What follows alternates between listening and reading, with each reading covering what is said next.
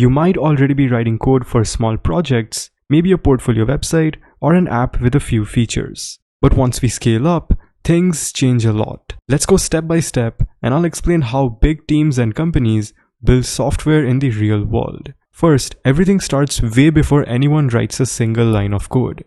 In big projects, the first step is understanding what we are building and why. There's a lot of communication between different people, such as clients or stakeholders, which are the people who need the software. Then there are project managers, tech leads, and even end users sometimes. And they figure out what problems need solving, what features are important, and what's the priority. This is usually documented in something called requirements specifications. You can think of it like the blueprint of a house before the construction starts. Now, once the team knows what to build, they don't rush into coding. They first design how everything will work together. This includes architecture design, such as what technologies and framework to use, or will it be cloud-based, should it be microservices or monolithic, and so on. Then there's also database design, which is what kind of data will be stored or how will it be structured. Then there's API design, such as how will different parts of the system talk to each other. And then there's also security planning, which is how do we keep user data safe. They might create diagrams, flowcharts, and models so everyone is clear on how the system will work. Now, before developers write real code, they set up the development environment.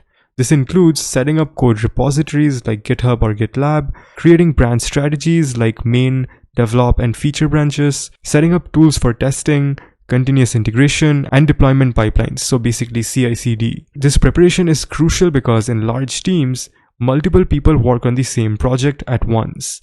Without this setup, it will be total chaos. And then after all this, it's finally time to code. But it's not like a solo side project where you just go with the flow. Here, developers follow strict practices, such as writing clean, maintainable code, following coding standards, doing code reviews, where every piece of code is checked by another developer before it's merged, and also writing unit tests to automatically test small parts of the code. Everyone works on small, manageable tasks, usually tracked in tools like Jira or Trello. Also, communication never stops. Teams have regular meetings such as stand-ups to stay in sync. Then after this, there's testing.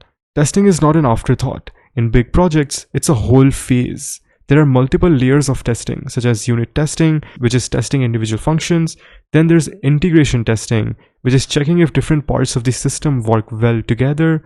Then there's system testing, which is making sure the complete product works as expected. And then there's user acceptance testing, which is letting real users try the system before the final launch. Test automation tools are heavily used because manual testing for large systems takes forever. After this, there's deployment. Now, once testing is complete, it's time to ship your code. But even deployment in large projects is careful and gradual. Often, they use staging environments first, which is a copy of the real environment, to test deployment. Then they deploy slowly, maybe starting with a small percentage of users called canary deployment. And then they monitor everything closely for bugs or performance issues.